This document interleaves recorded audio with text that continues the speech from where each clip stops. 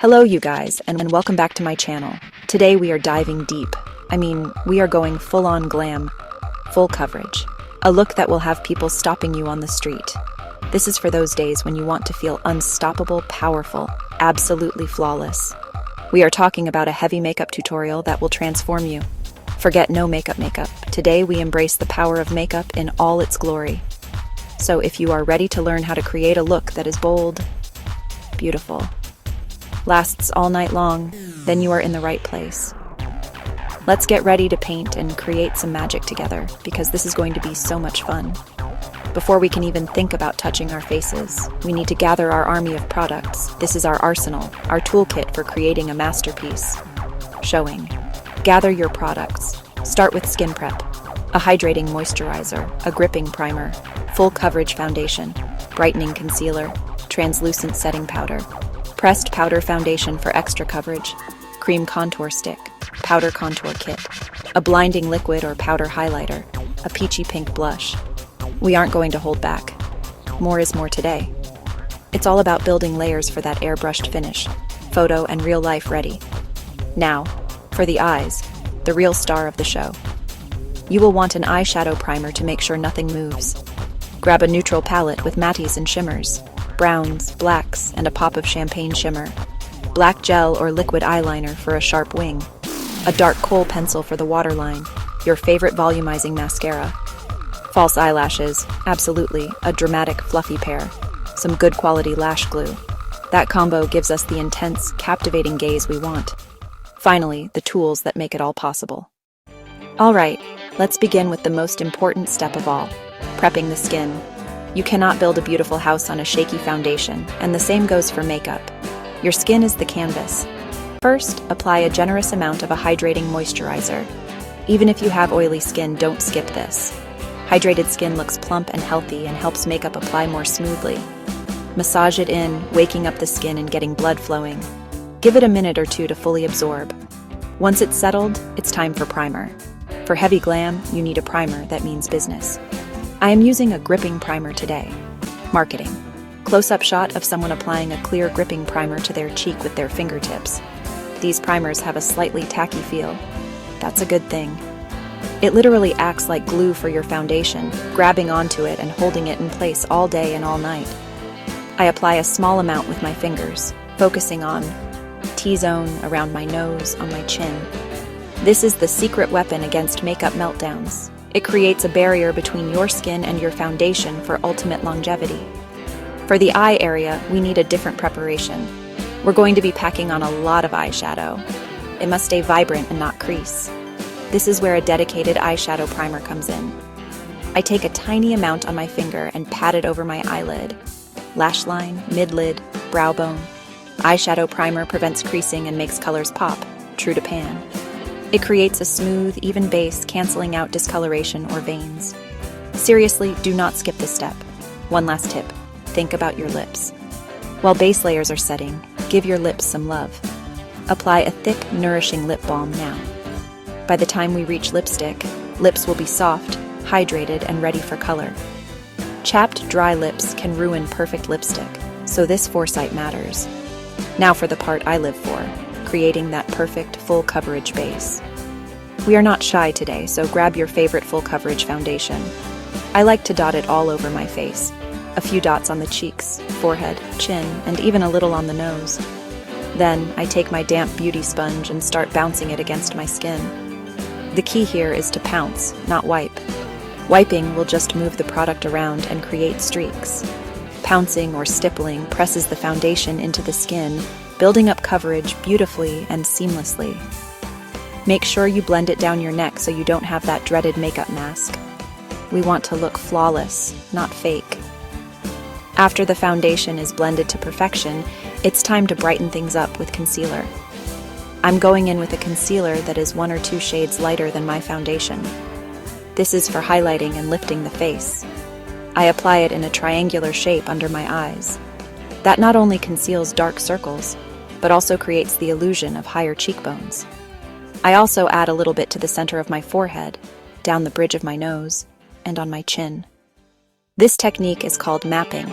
and it brings light to the high points of your face, adding dimension before we even start to contour. Again, blend it all out with your damp sponge until there are no harsh lines. With our cream products applied, we must set them immediately. If we don't, they will move around and crease throughout the day. This is where translucent setting powder comes to the rescue. I take a ton of it on my damp sponge and press it firmly under my eyes and on all the areas where I applied that light concealer. This technique is called baking. It uses the heat from your skin to melt the powder and concealer together, creating a crease-proof, matte, and brightened finish.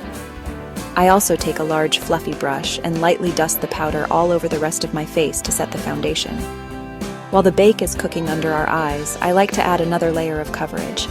This might seem extra, but for a true heavy glam look, it's key. I take a powder foundation on a dense brush and press it over the areas where I didn't bake, like my cheeks and the perimeter of my forehead. This adds even more coverage, further mattifies the skin, and really locks everything in place. It gives the skin an almost airbrushed, poreless appearance that looks stunning. Once that's done, I take a clean, fluffy brush and gently sweep away the excess baking powder from under my eyes. Look at that, a perfect, matte, full coverage canvas.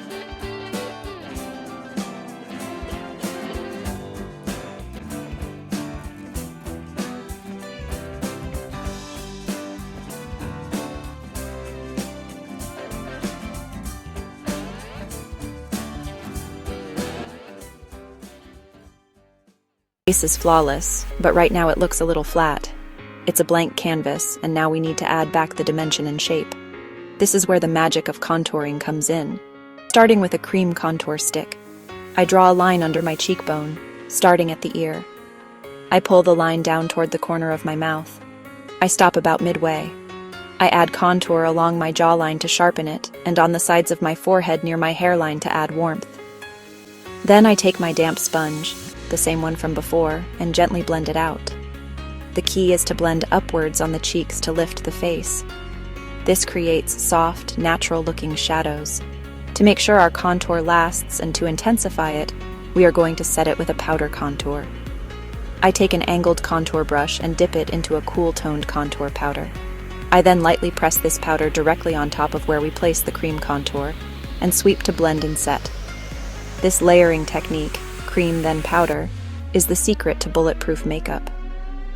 The powder deepens the shadow and makes sure that sculpted look isn't going anywhere. I also use a smaller brush down the sides of my nose to make it appear slimmer and more defined. It's all about creating those shadows. After we've created the shadows, it's time to bring in the light. This is my favorite part, highlighter. For a heavy glam look, we are not going to be shy. I'm starting with a liquid highlighter and dabbing it with my finger on the very high points of my face. Tops of my cheekbones, tip of the nose, Cupid's bow, just above the arch of the brows. This creates a wet-looking, lit-from-within glow.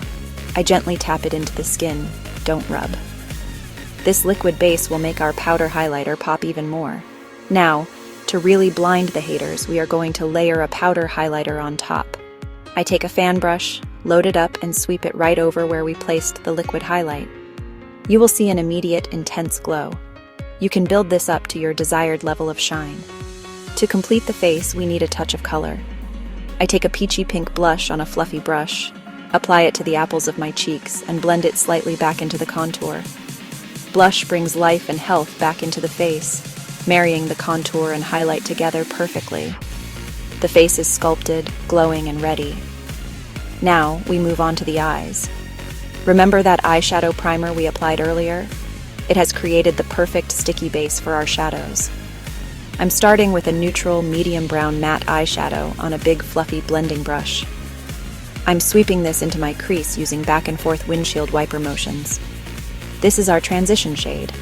It will help all the darker colors we're about to apply blend out seamlessly. Next, it's time to deepen the look. I'm taking a smaller, more tapered blending brush and a dark chocolate brown matte shadow. I'm focusing this color on the outer corner of my eye in a V shape and bringing it into the crease but lower than the first shade.